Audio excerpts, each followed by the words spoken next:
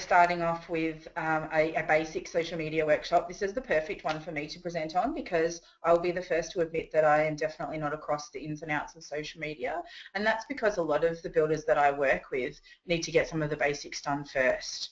And so where I work is usually getting the website right, getting things like signage right, that sort of stuff. And so writing this webinar was good to come and look at what's the role of social media, which can be different depending on what you're trying to achieve in your business and what size you are as well, and who you have to help you and all those things.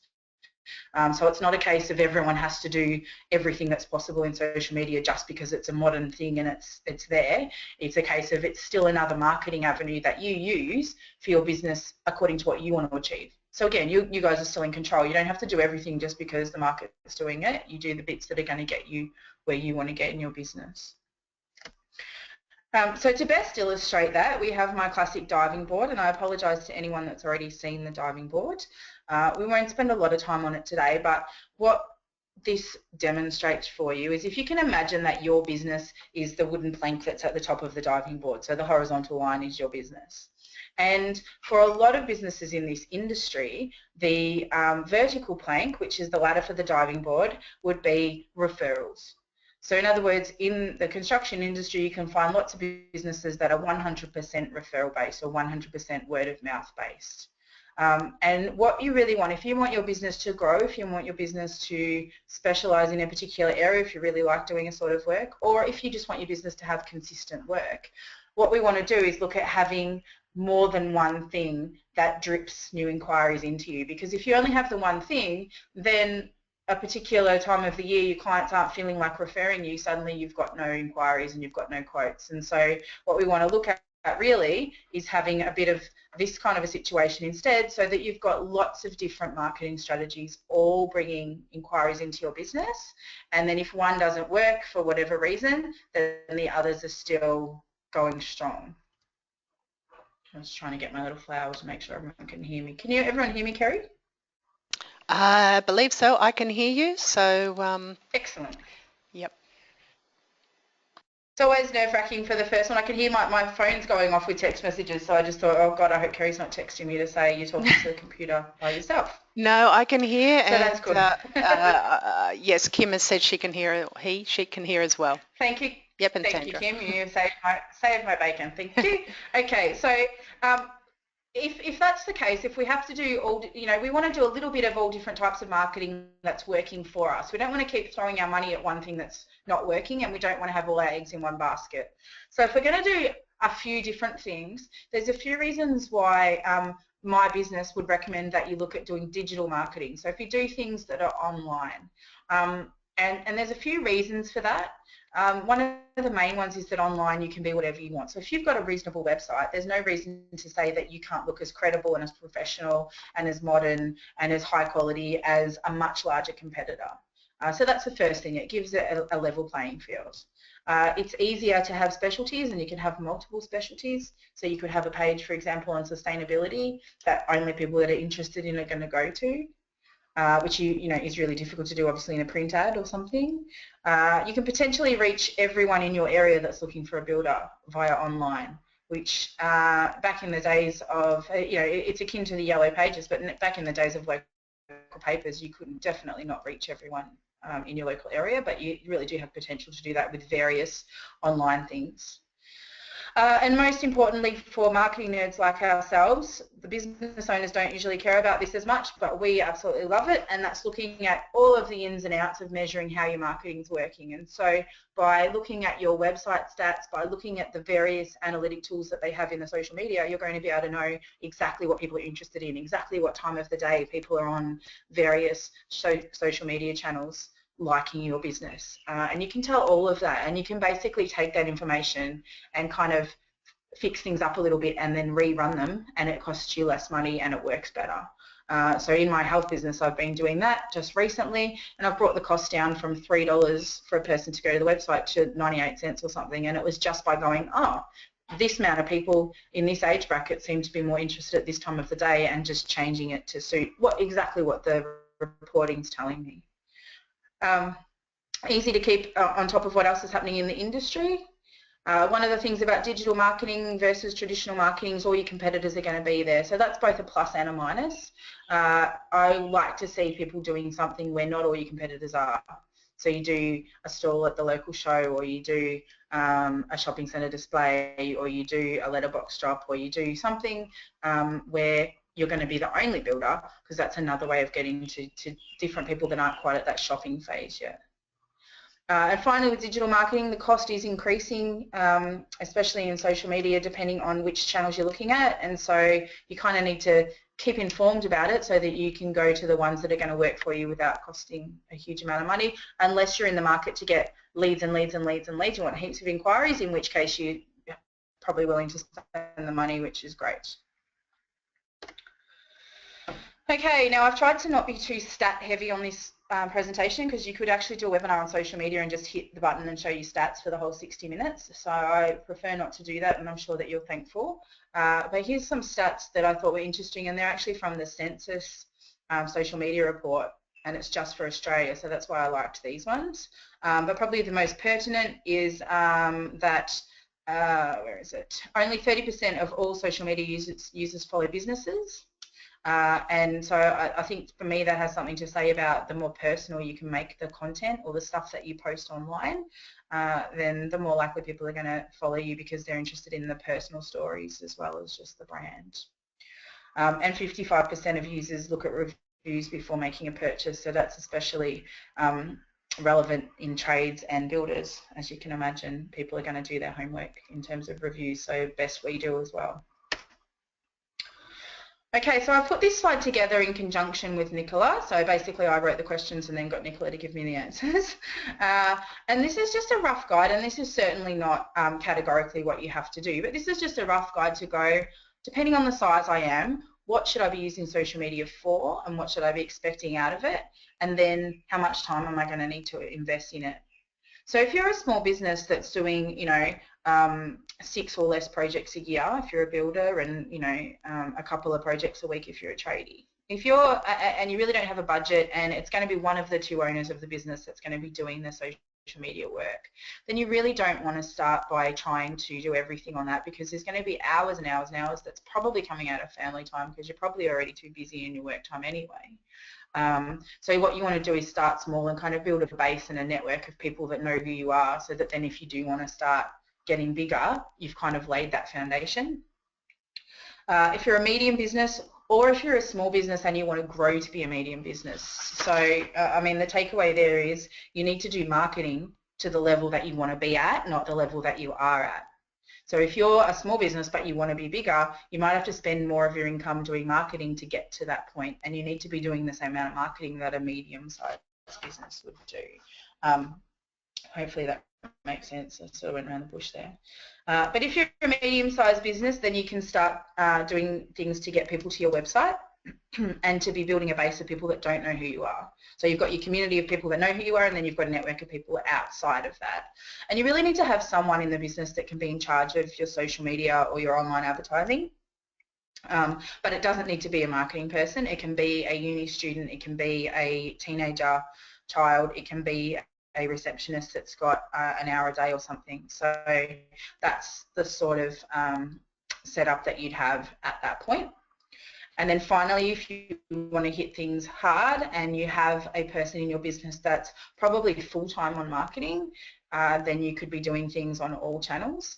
And like I've said, you're really working on making your brand awareness, and then you're building demographics about who likes your brand. And so you can use that information that comes back from social media and then use that in all sorts of marketing. So you can use the information about what age people are and what their other interests are, and then you can go and do an ad on TV, for example. So it can be a really good fact-finding thing, as well as getting people to your website. So when you get a copy of the slides, because everyone can get a copy of the slides, you'll be able to go back and have a look at this. And like I said, this is certainly not prescriptive. You can do whatever you want, but just be mindful of doing what's appropriate for what you want to achieve.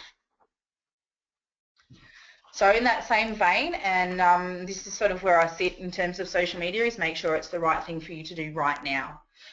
So make sure how much time do you have available to invest and how much time do you have to invest in ongoing. So like I've said, preferably the ongoing stuff's done by someone other than you, because it's really hard to do it as consistently as you need to if it's the person that's also managing projects, for example.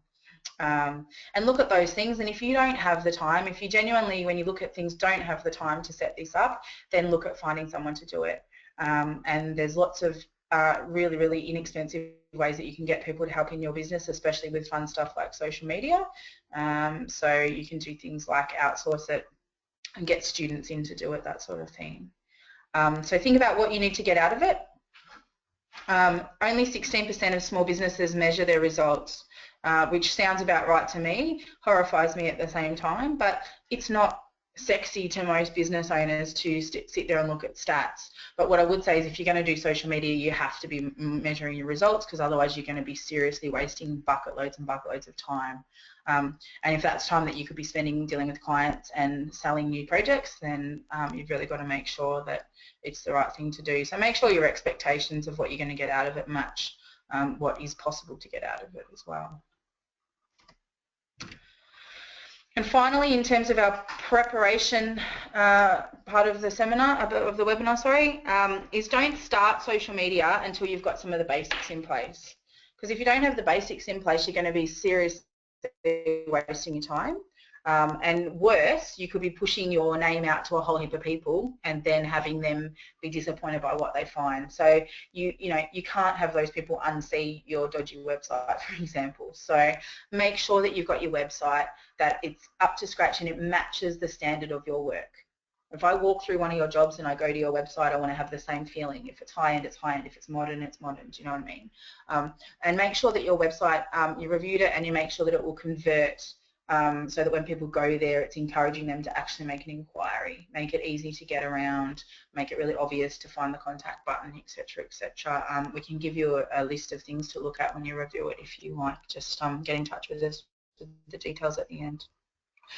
Make sure you have the basics offline covered, site signs, make sure your quote's reasonable, make sure your business cards, stationery, vehicles, uniforms, answering the phone, your sales process. Make sure all those things are good before you invest too much time in things like online advertising and social media, because you're going to be otherwise, throwing it out there and not having the result that you want. The other thing is with your website, make sure you've got some SEO basics in place. So in terms of when you're doing this social media activity, you're kind of getting some Google credit for it as well, because your website's nice and clean and it talks about the business and all those sorts of things.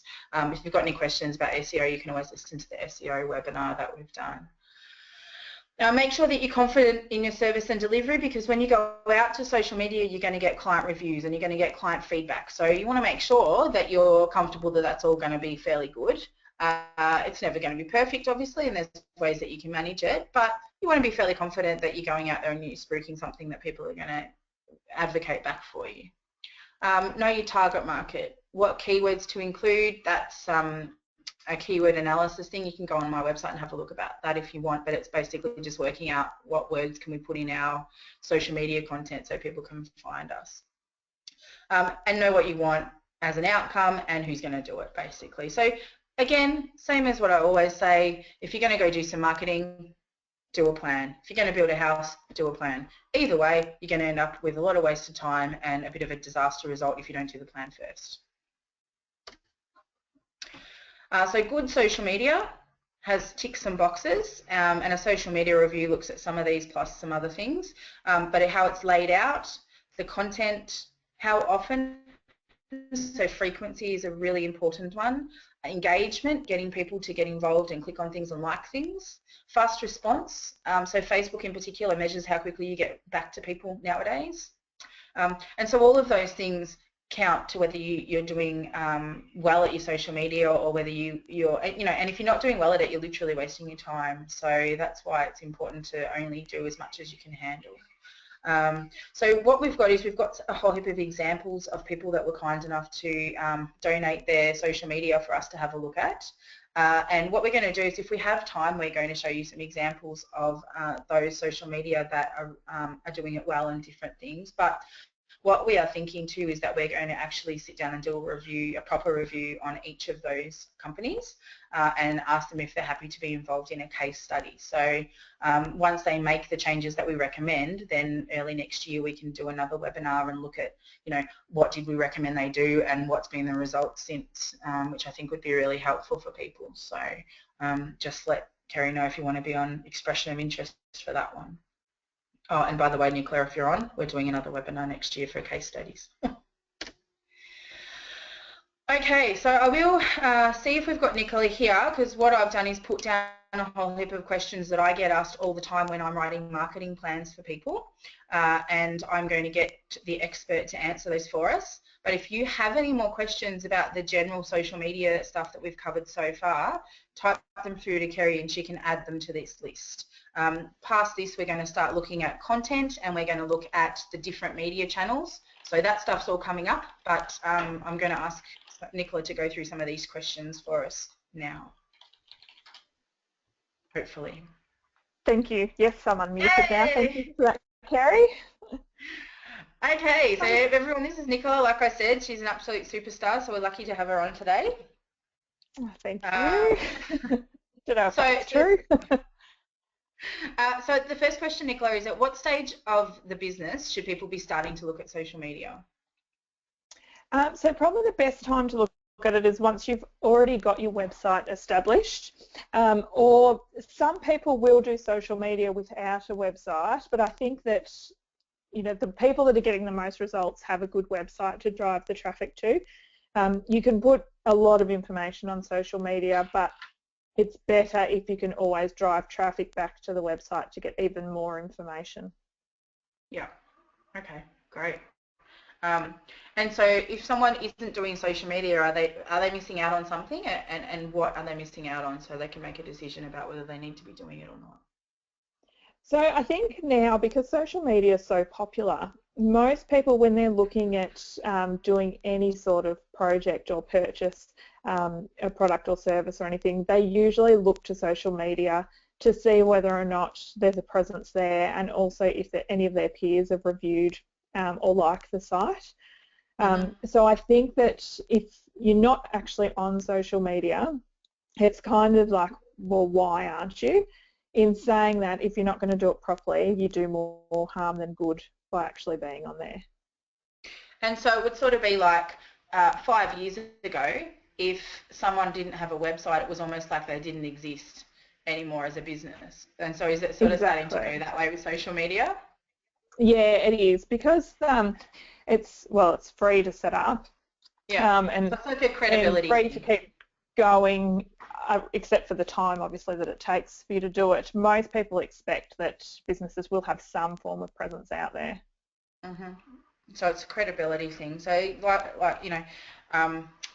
5-6 years ago when I started doing the webinars, I'd say who has a website and put hands up, and it would be less than half the room. And so now that wouldn't be the case, because clients would assume that the business isn't credible if it's not there.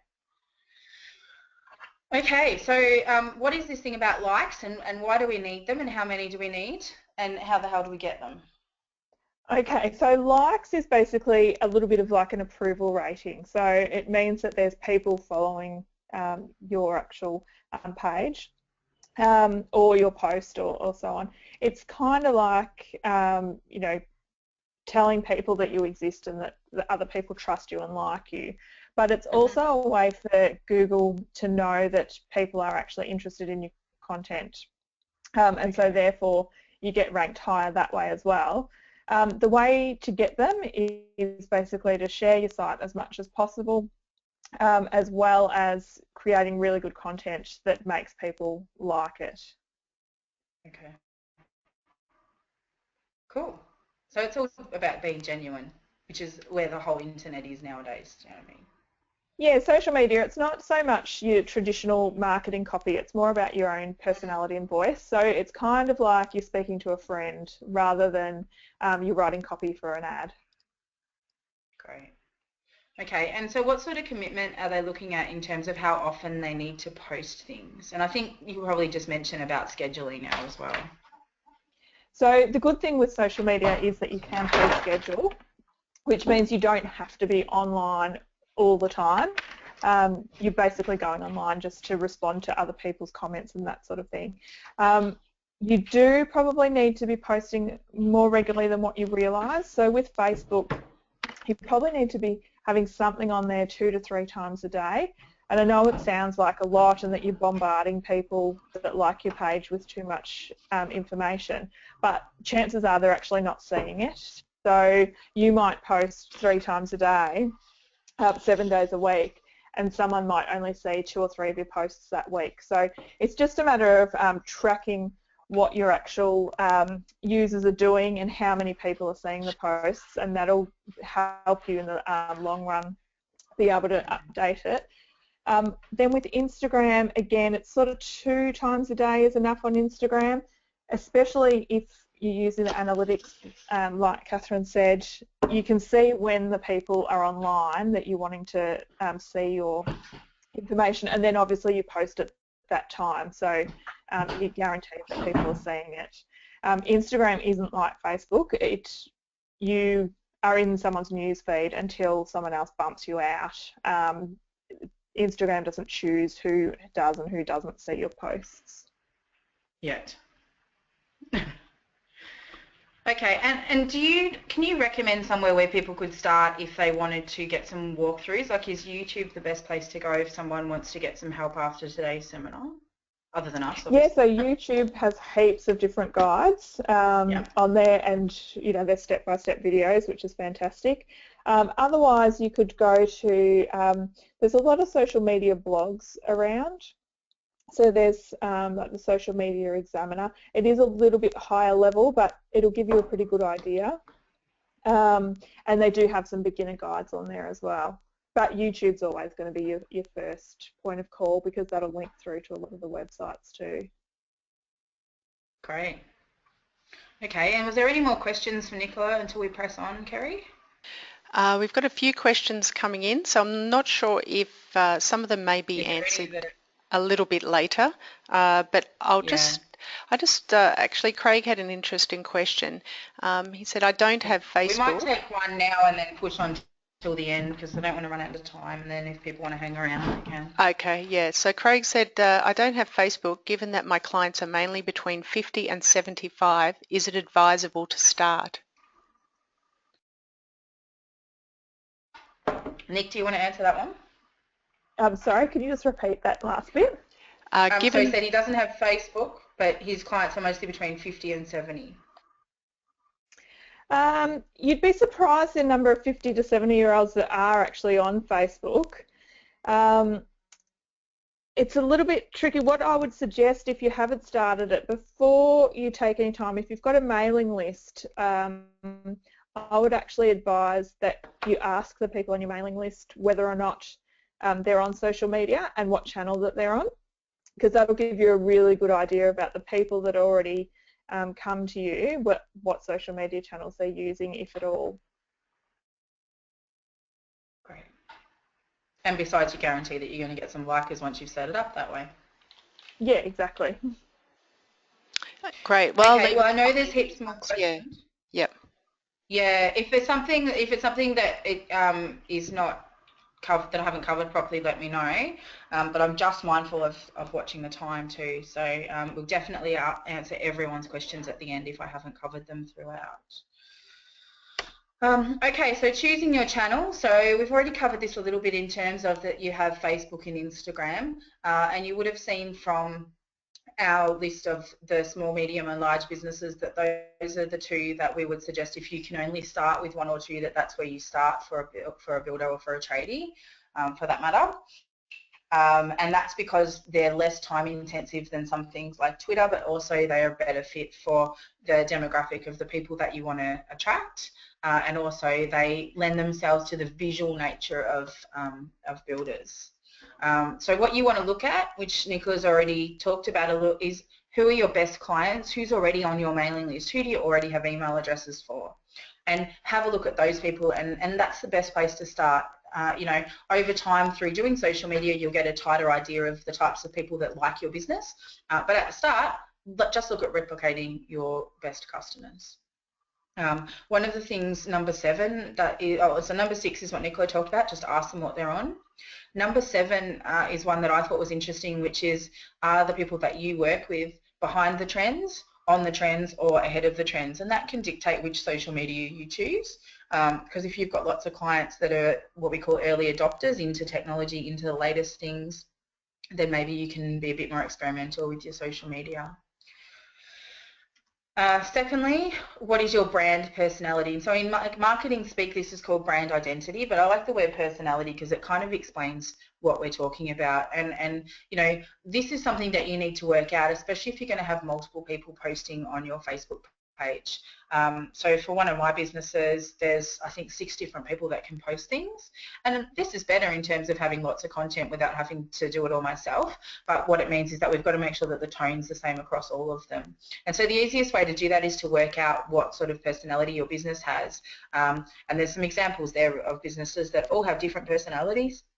And so think about the type of work that you want to do and the type of clients that you have, and you know, work out if your business was a person, would they be bubbly, would they be serious, would they be polite, how would they be, and that's the tone that you want to use. And often it's going to be your personality, by the way, because it's your business, and that tends to be what happens. Another way to choose where you're going to start your social media is how many people are on each one. Because obviously if there's not many people on a social media, it's not going to have as big an impact necessarily unless they're very highly targeted to your business. So that is one way to make the selection. This will obviously be on the slides. Now I might get Nicola to quickly summarise this one, but I have pinched this, I will not lie, but I've tried to put something on there that gives you just a really quick visual representation of some of the different social media and how old people are going to be on there and how many female and those sorts of things, because that can really help when you're making your decision. So is there something else that you want to say about that infographic, Nick? Probably the only thing that I would point out on there is with the Pinterest one, we're actually finding a really big trend towards males starting to use Pinterest, and for specifically renovation and building type projects. So that's why that's, I guess, a little bit of a untapped market, and if you've got the time and resources, that would be one that I'd really focus on, because the male growth is definitely increasing over the last 6 months. And just quickly, how does Pinterest work for people that don't know? So Pinterest, it's also great if you've got a blog, because what you do is you pin information to your boards, so images with a subheading which then links back to your website.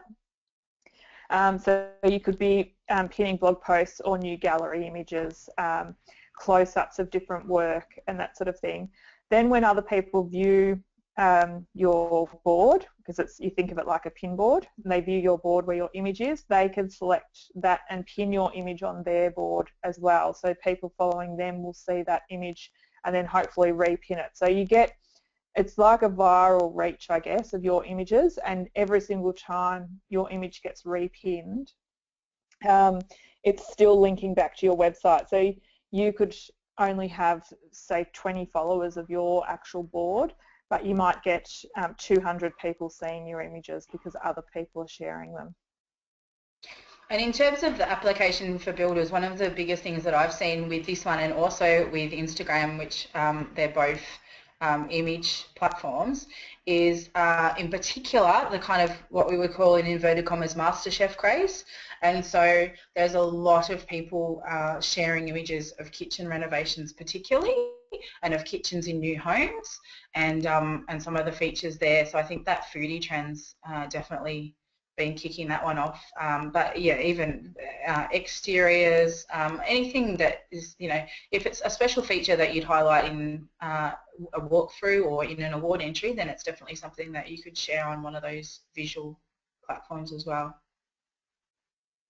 Yeah, and also with the block and all the renovation shows, people just love bathrooms, kitchens, that sort of thing. Yeah. And before and afters, I would imagine, would go really well on Pinterest and Instagram. Yeah, absolutely. And also DIY tips. So anything that people could DIY themselves as well is always great. In fact, with DIY, and I'll talk to you about that when I get to content, not you, but the people out there, we've been sending out a newsletter to a database of 200,000, and the thing that gets the most traction by far is videos with home tips. And then after that is text home tips. So people just love that, love a tip. Do you want to quickly touch on Twitter? Because we're not going to cover that really much today. Do you want to just explain how it works for people? Twitter is it's conversational, and it's short little bites of conversation. Most of the companies that use it are using it for customer service-based issues, so asking questions and getting answers, that sort of thing. It's very fast-moving. You've basically got to be on it constantly to get really good reach. It is a really good source of information, so if you did choose to go on there, you can get information off there yourself. But as far as focusing on it as a social media channel to promote your business, it's probably just going to be a waste of time and resources. So I wouldn't recommend it in sort of your industry. Mm-hmm. And so for the construction industry, so you said the top one would be Instagram if you didn't have a huge amount of time. Is that right? Mm-hmm. And then Facebook? Instagram, then Instagram and Pinterest, I think, are the two biggest growth areas, and they also, you can get really good organic reach without having to pay anything. Facebook is good as well, but you're starting to have to pay to actually get reach. So just keeping that in mind, that it'll be a little bit harder to build a following on Facebook than it is on the other two. Yeah.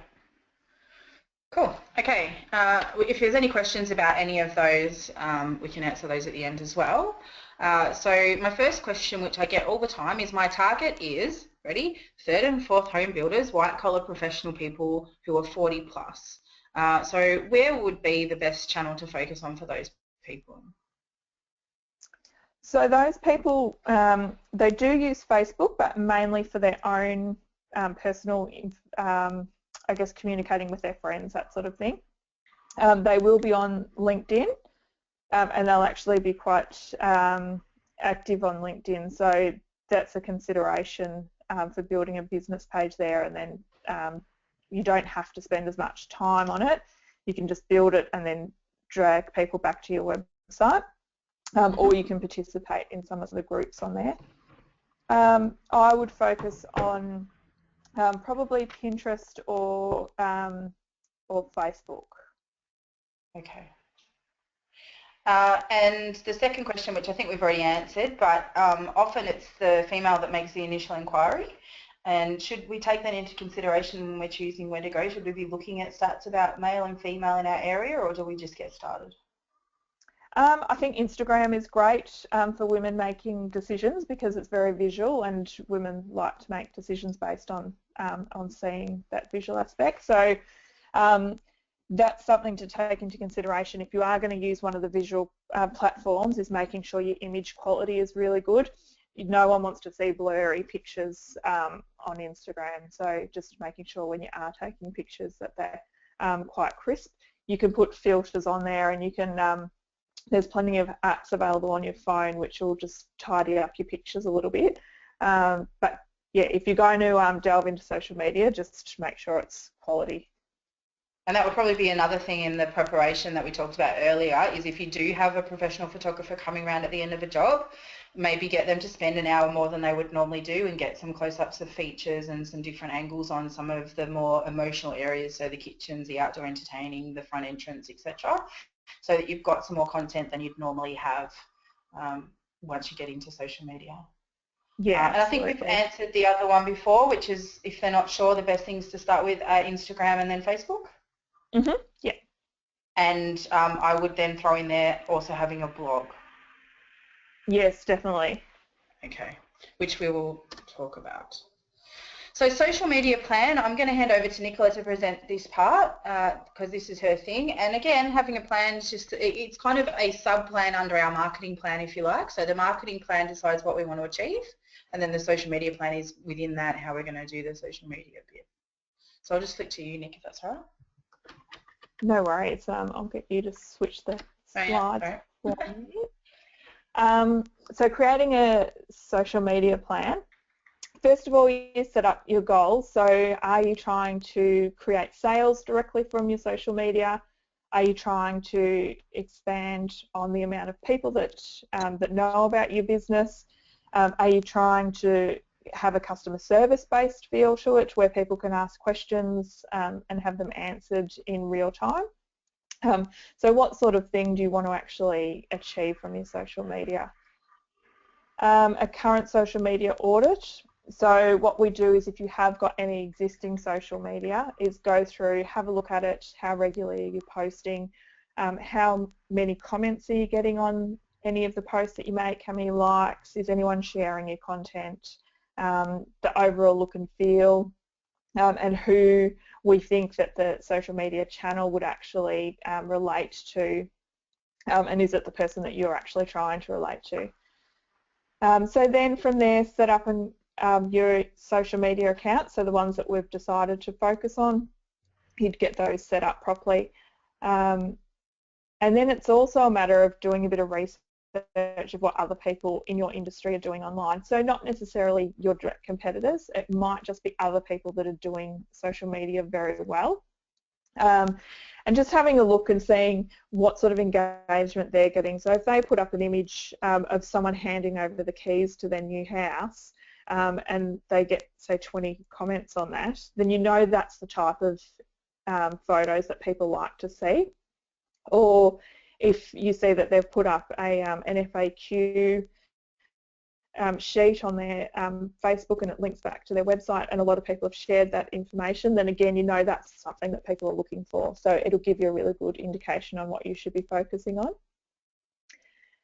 From there you do a content plan and calendar. So this is, I guess, where you're going to spend the most amount of your time with social media, but once it's set up it's great because you don't have to go back onto it. So it's sort of pre-creating a lot of content. So like Catherine said, if you've got images that have been taken by a professional photographer, a lot of those can go into your content plan. A calendar of when you're going to be posting and what sort of information, keeping it in mind also the seasons and the trends that are happening. You know, coming up to Christmas, you might have a little Christmas post in there, that sort of thing.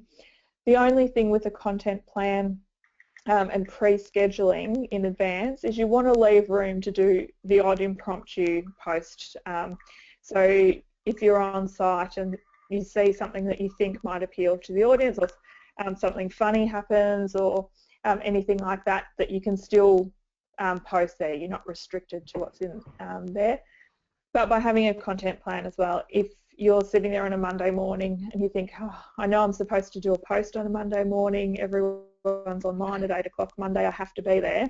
By having a content plan, you already know what sort of information that you can put up on a Monday morning. So that's going to be really beneficial.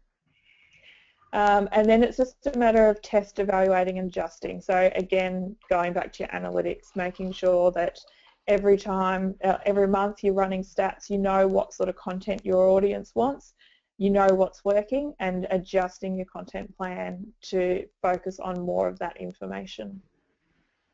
Great. And here's an example that's going to scare the pants off everyone. So yes, this is an editorial calendar. It does look very scary, but trust me, it's got a lot of Twitter in there, so yours would be a quarter of the size. What you'll notice on the site is there's a time. Where those times come from is from your analytics. So by going into the analytics of the different channels that you choose to use, it'll actually tell you when the people that like your page are online, and when they're most interacting with other accounts and your account. So that's when you're posting, because you know that people are going to see it because they're already online. So that's why you focus on the time. And then the type of information, so be it a blog post or a Facebook post, or you know, are you promoting something? Is it a sales post or is it just an informational one? Is it a tip? Is it a quote? That sort of thing.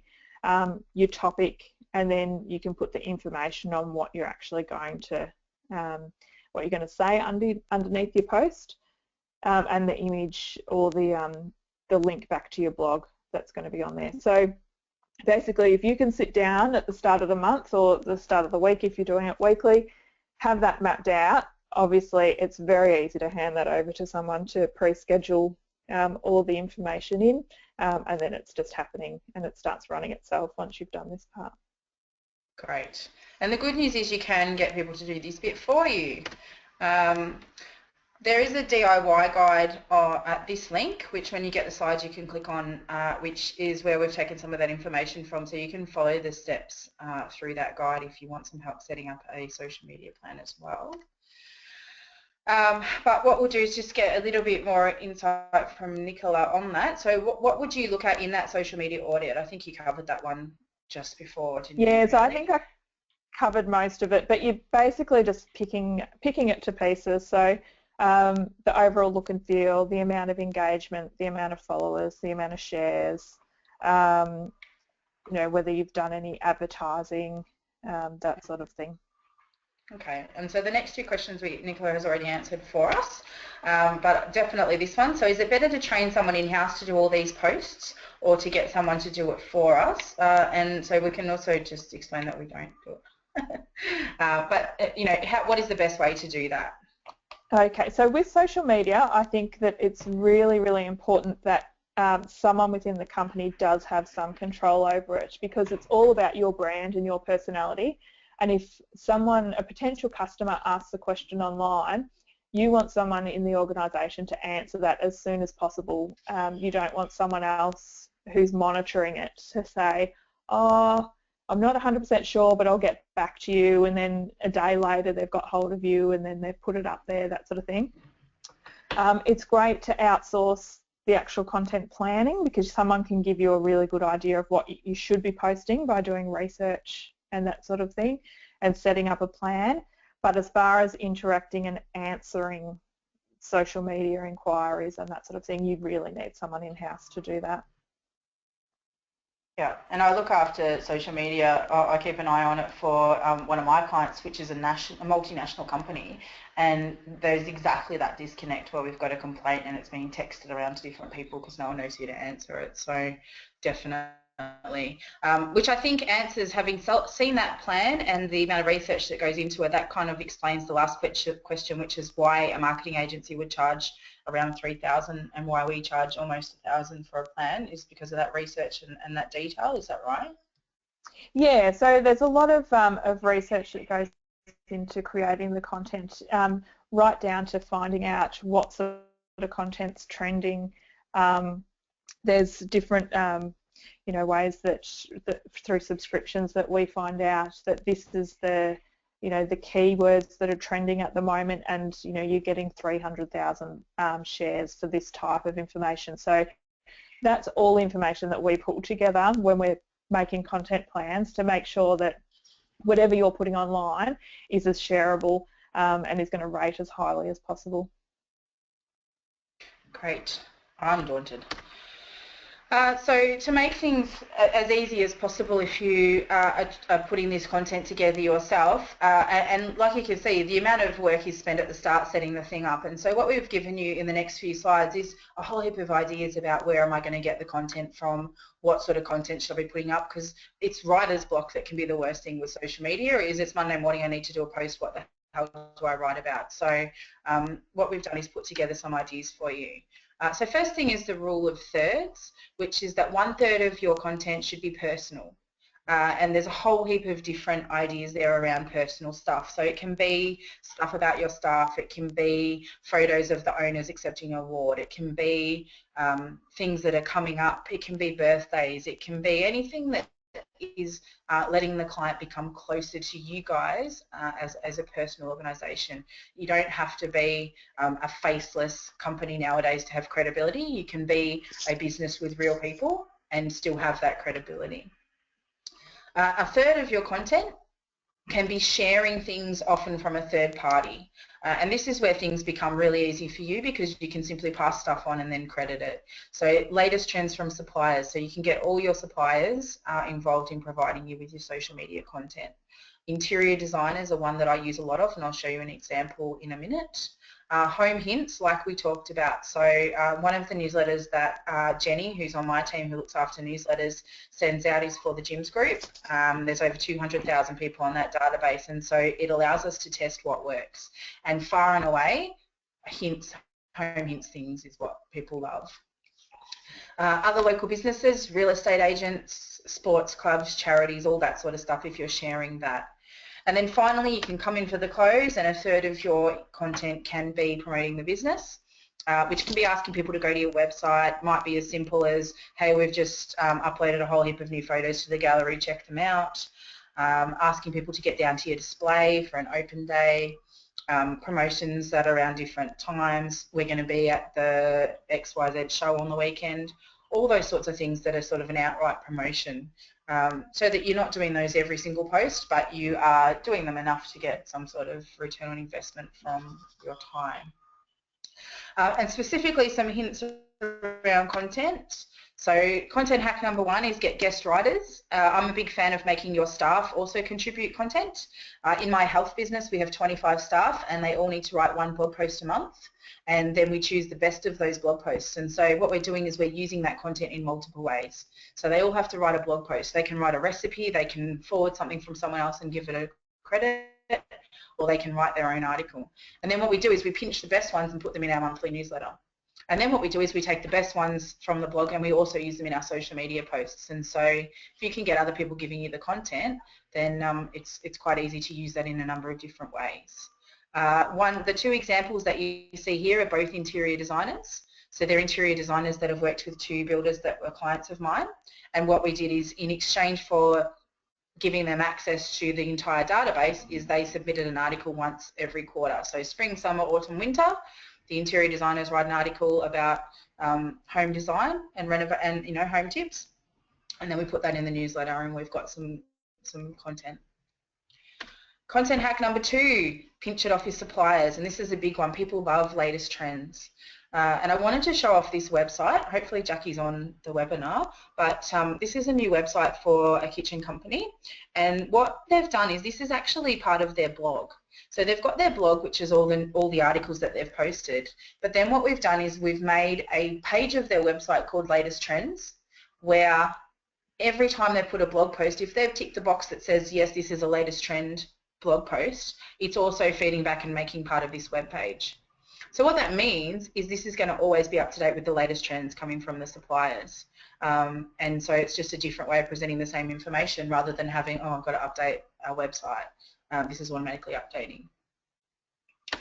Number three, the industry news. So subscribe to lots of newsletters for people in the industry, and then you can use that information. As long as you credit it in a blog, people are usually happy to have their content shared through you as well. So things like the HIA, land sales, anyone in your local area, councils, any of the trades that you use, get your tradies to submit content for you, get your staff to submit content for you.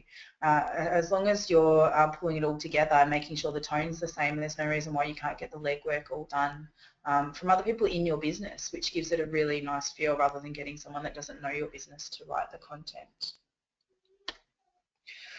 Content hack number four, which is a big one when I send out email newsletters, is we just pinch off the seasons. So like I said, spring, summer, autumn, winter makes it really easy. What's the home hit?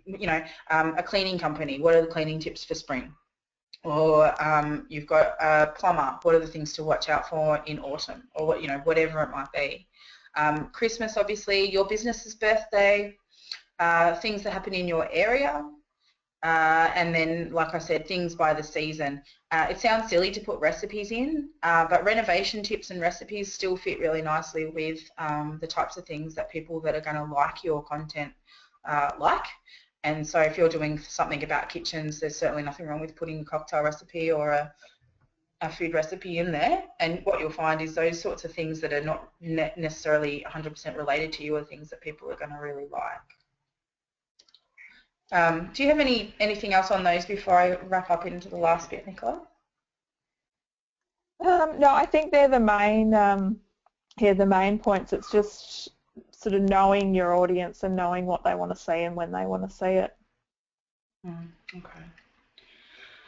So quickly, because I'm mindful that we may go over time, but how often can I recycle content? So can I use the same post now and then use the same post again in November 2016? Yeah, definitely. One of the great things about social media is that you can recycle content, even just using similar images or same image and just changing the heading, or using a different image and using the same heading. That sort of stuff works as well, just not in the same week. Okay. And skipping down to the most important questions here, what's going to be the most popular content from what you've seen? So I've said what I've seen, which is the home tips and recipes and all those sorts of things go gangbusters. Yep. What do you find to be the most popular? Definitely those things, as well as memes, so those funny little quotes and that sort of thing attached to an image, and infographics, which is similar to that, the one that we showed before, which had the different social media channels. Those sorts of things, again, go really well. But for this industry, anything DIY is, yeah, you're going to #1 go-to thing. Okay, and is there anything we definitely should not post on social media? Just be wary of your audience and anything too controversial. You know, it is a business account, not a personal account, so being aware of the language that you use, so sort of swearing, that sort of stuff, will put potential customers off. And also just, you know, for instance, yesterday being Melbourne Cup Day, there was a lot of stuff on there, a lot of businesses posted Happy Melbourne Cup, that sort of thing, which is great. I mean, it's Melbourne Cup Day, but then there was a lot of anti-Melbourne Cup responses on that. So just if you're going to post something that could be slightly controversial like that, just knowing how to respond to it, or just, you know, stay away from it altogether. Okay, and I think we've touched on this a little bit in terms of email newsletters and blog, but how can I use this content that I'm putting together? Yeah, so putting it on your blog, or if you've got a blog, using that for all your social media base, your newsletters, that sort of thing. You can also use it if you're asked to do a little promotional thing for the local fete or something like that. You can use the content there. So all the content you create can be repurposed for different things, and it can be used on social media 5 or 6 times, you know, pulling out different quotes, that sort of thing. One of the other things that we've done with ours is we've actually taken it offline and produced a little recipe book, because we had lots of people in the health business doing recipes, and now we're also sending that as what we call an autoresponder. So when someone gives us their email address and joins the database, they get an email with a little recipe pack, and that's all just repurposing that content. So I'll wrap into the summary. Advertising, I was just going to touch on that, but it's really a whole different webinar. We have done a webinar on online advertising, but it moves so quickly. Just to say that you can also pay to be on some of these channels, especially Facebook, and it's in a whole separate thing where, you know, you need to get a return on your investment exactly the same way. And just to summarise, don't bother doing social media unless you can do it properly. And if you can't do all of it properly, then definitely just start with one channel and build it up. And most important with anything that you do digitally, make sure you're measuring it. You've got the luxury of being able to do that. If it doesn't float your boat looking at stats, then get someone who's interested in it to do it, because you really can actually make your dollars go a lot further and your time go a lot further by measuring that, plus find out heaps about your existing customers. We talked a lot about reviews today, so I just wanted to let you know the rates that we charge for reviews, because people always ask us. So for non-members, that's non-HIA members, they're $495 for either a website marketing review or a review of all your social media. And for HIA members, they're $297.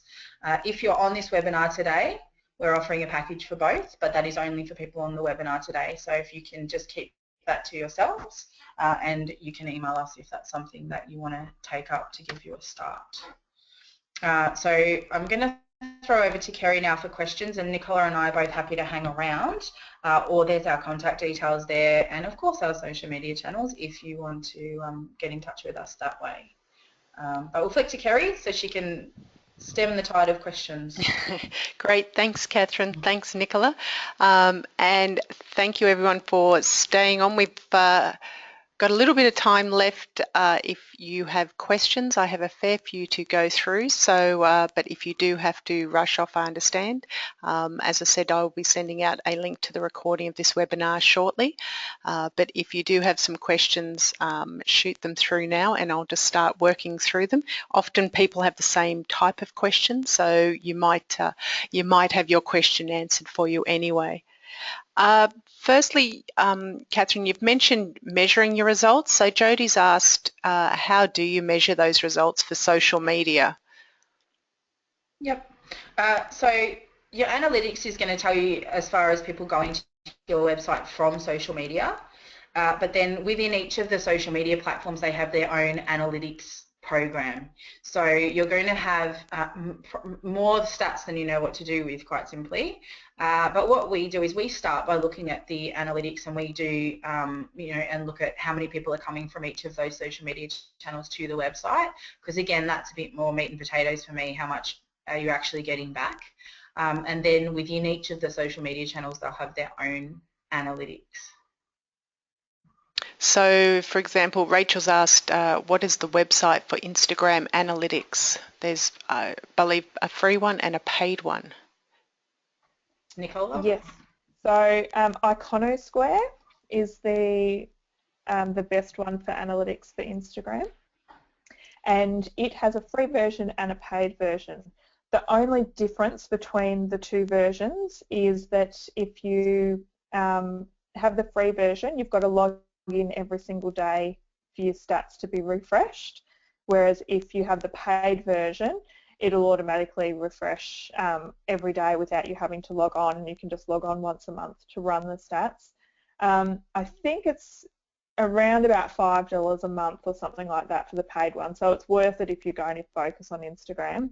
And from there, it'll tell you when your users are online, which ones of your posts get the most amount of likes and comments, how many people that don't actually follow you like and comment on your posts. So sometimes people will, using the hashtags that you use, they'll come across your image and they might like it or put a comment on there, but they don't actually follow you, so you can track that information as well. And also you can check the people that are following you and the people that stop following you. So if you post a particular thing and then you notice that you get 5 or 6 people unfollow, then you know that that's not the type of information that your followers want. Okay, great. I'm getting a lot of questions just about where people are going to be able to find the slides. So I was just typing a couple of answers there. They will be saved on the HIA website, and I'll send a link to everybody once that is done. Okay, Craig's asked, and I think we touched on a little bit before with the third rule, but Craig asked, with Instagram, what percentage should be me personally, not the company? So with Instagram, it's, as far as it being you personally or the company, it's kind of one of those things where you're doing a lot of images on your actual work and that sort of thing, and then maybe on a Friday afternoon or something you might have a photo of the team, or you might have the odd you know, picture of your family or something on the weekend or something like that. So it's not a set rule, and it's also going to be gauged a lot by your followers. So some followers want to see the behind the scenes stuff, others don't. So it's just a matter of, if you put the odd post up there of the staff working and that sort of thing, see what sort of engagement you get with that, or whether or not you get much better engagement when you're doing the high quality images of actual work that you've done. Okay, and Susie's asked, she mentioned Hootsuite, which I think we've covered.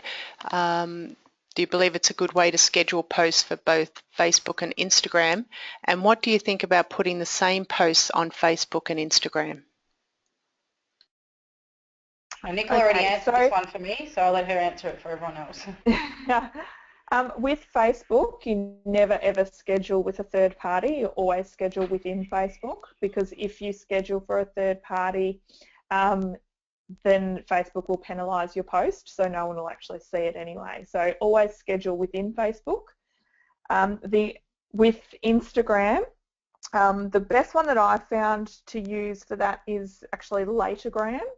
Again, because Instagram's owned by Facebook, they have put a few changes in place where you can't, post by a third party, but Latergram allows you to schedule it.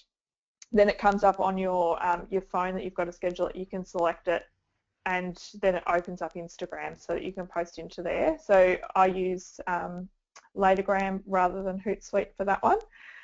And it also gives you stats and that sort of thing too, and you can use it on your desktop. So if you're using a lot of professional images, you can actually put them all into your desktop on Latergram rather than having to post from your phone, which is the only way to post from Instagram at the moment. And what was the last part of that question? Because I did have an answer for that. That's okay. Just whether you can use the same post for Facebook and Instagram. Yes, you can, but just keep in mind that if you want people to follow you on both channels, you need to give them something a little bit different to make them check back there. So a lot of people do feed their Facebook into Instagram and Instagram into Facebook, but just make sure that every now and then you've got something different to encourage people to follow you on both.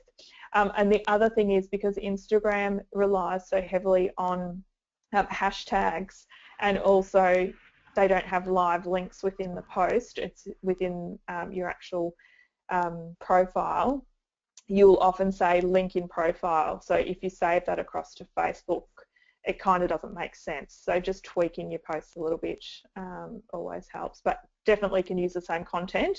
It just might need to be changed a little bit on how you display it. Okay, and Jamie asked, is Google My Business another good social media platform to use? Does using Google My Business increase the organic searching using Google? What I'd encourage Jamie to do first is have a listen to the SEO webinar that we did 2 weeks ago, which should be up for the recordings, Kerry. Yep, and that talks a lot about Google My Business, and that's basically the first thing everyone should do in terms of getting found by Google. So it is something for social media, but would I be right in saying, Nick, it's really the first thing that you should do in terms of Google finding your business and your page anyway? Yeah, absolutely. I think it's just critical that that's always going to be the number one thing that you should do. Okay, Andrew asked, what are your thoughts on LinkedIn, and do you consider it also part of a social media strategy, or is it something a bit different?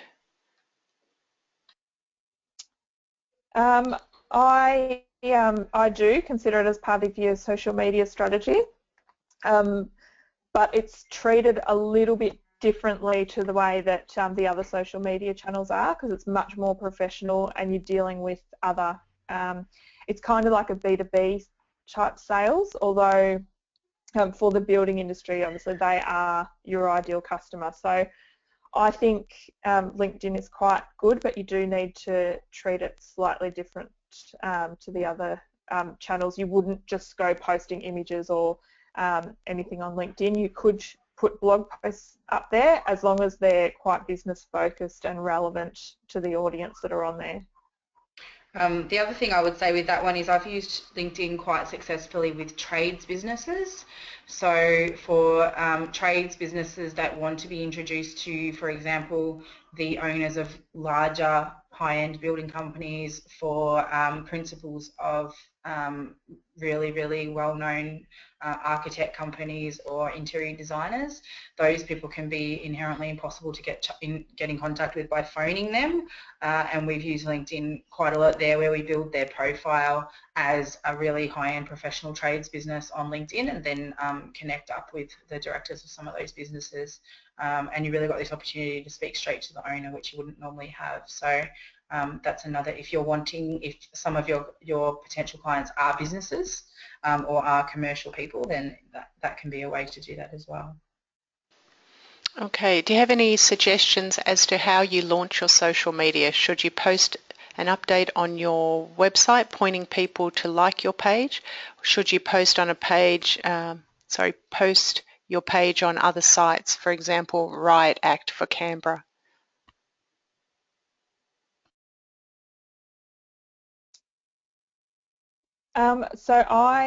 With your website, I would have your social media links on there permanently, so people can always click on your social media links there. I'd also let your newsletter people know that you've got social media now and come and check us out and share us with your friends. On any of your blog posts or anything like that, I'd say share this on social media. Again, just trying to build that traffic. And yeah, you can list it, any of your directory listings that you have online, often they have space for you to put your social media profiles on there, and I'd definitely be including them on there as well. Would we also pay to get likes, Nicola, to launch it? Because do you want to sort of get your first 100 or 200 so you don't look really naff? So would you pay to get your first couple hundred or no? I would say no, because it is starting to become something that, well, one, people are aware up to it now, and so they sort of think of it as a bit dodgy. And two, Facebook does, and all of them are now starting to penalise for that sort of thing. So the best way to get it out there is basically tell all your friends and family. Start following other businesses and other people that I guess you work with and that sort of thing, because often they'll automatically like you back. It's quite easy to start, especially on Instagram, to try and get likes, because once you start interacting with people and once you like them, most people will like you back, or at least will interact.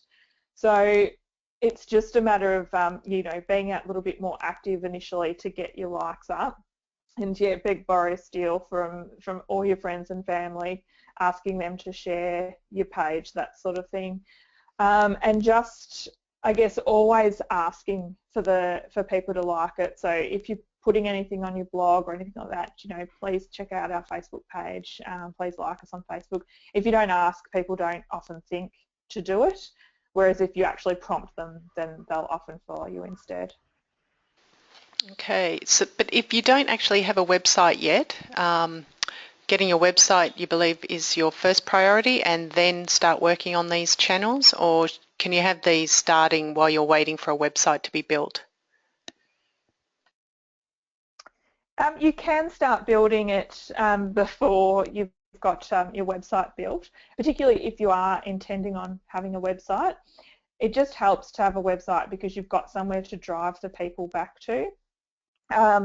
But because each of the channels does have a profile, you could put all your details in the profile so they can still find you. Just make sure your phone number and email are really clear.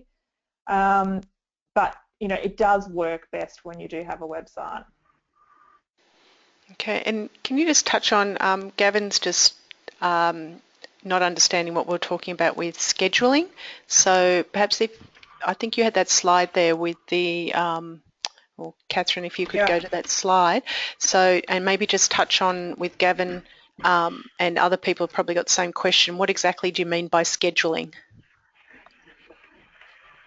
Okay, so for scheduling, what you can do in Facebook, for instance, you can, when you do a post, you can actually put your image in, put all the text in that you want to do it, and then instead of posting it immediately, you can schedule it to appear in a week's time or a month's time or 3 hours time or something like that. So what you're doing is you're basically setting up all of your social media at one time so you might have an office person that's in on a Monday. They might spend that Monday morning scheduling all the social media for the next few weeks, and then that way you're not having to constantly remember, oh, I haven't done a post, or oh, I was meant to post half an hour ago and my meeting ran over and I forgot. you've basically got it all set up and it automatically comes up at the time you've selected.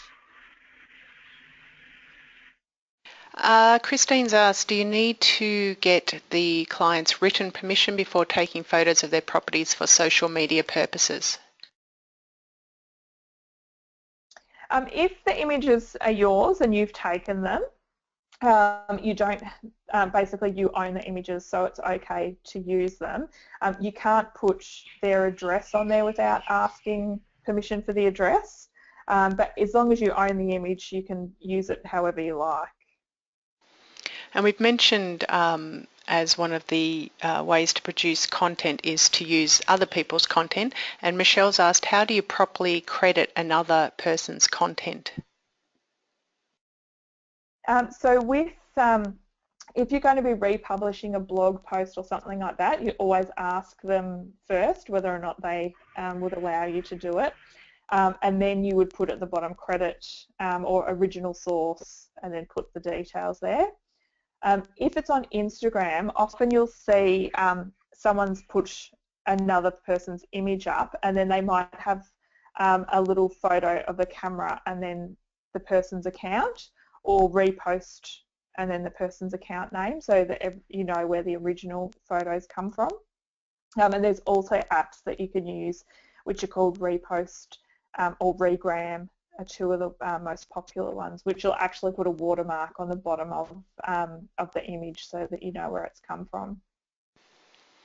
Okay, had a couple of questions about the website Houzz, Houzz, and been asked how you would rate it as a social media platform.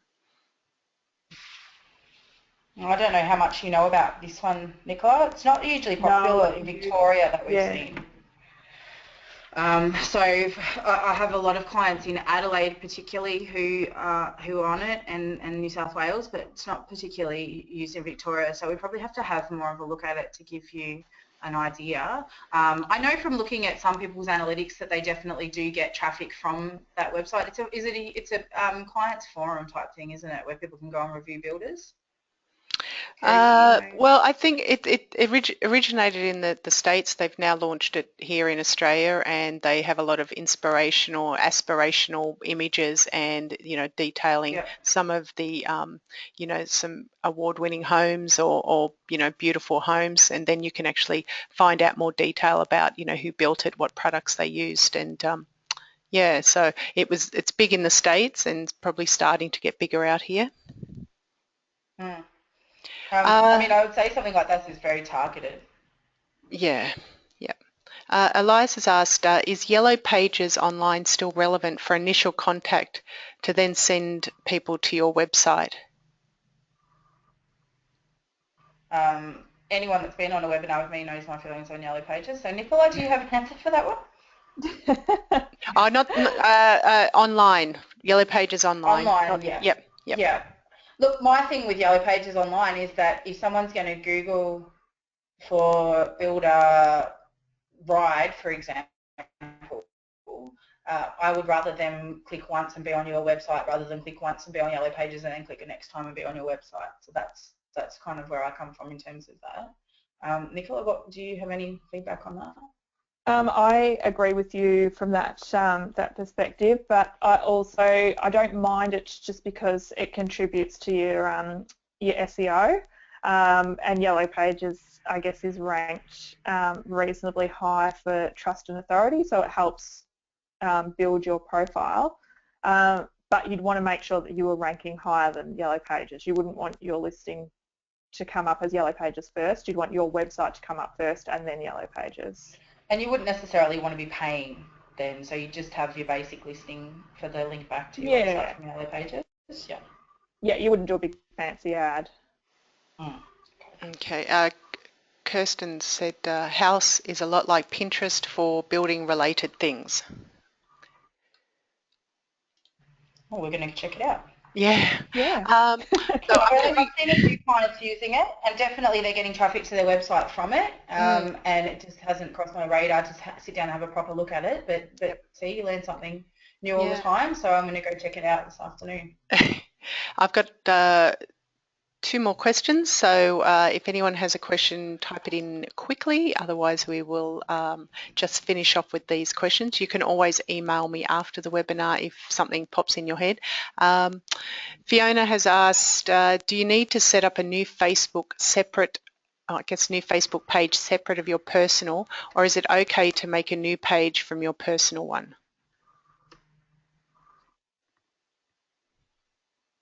So you have to use your personal page to set up a business page.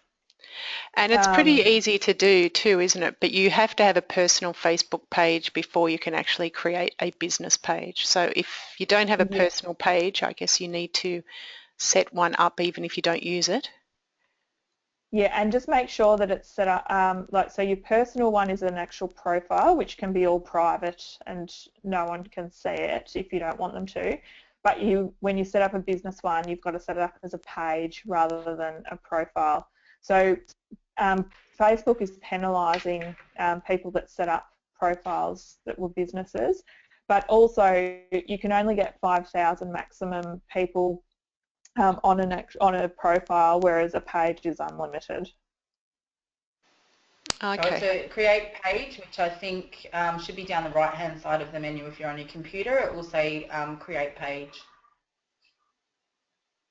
Okay, something I didn't know about that. So, and I think we are just about at the end. I had a question myself, and I was just listening intently to what you were just saying, and I think it's disappeared out of my brain. So sorry about that. I'm sure it'll come back shortly. But if anybody else has got a question, type it in quickly. Otherwise, we will wrap it up. As I said, I'll get things onto the website fairly shortly and send a link out to everybody. And we'll definitely do an update social media website next year. We're just running out of weeks.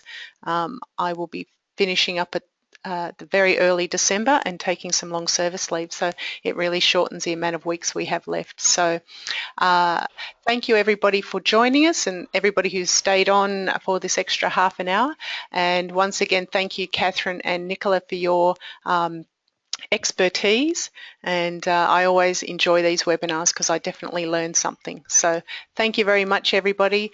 Everybody have a good afternoon, and please fill in the survey and keep an eye out for our next webinars.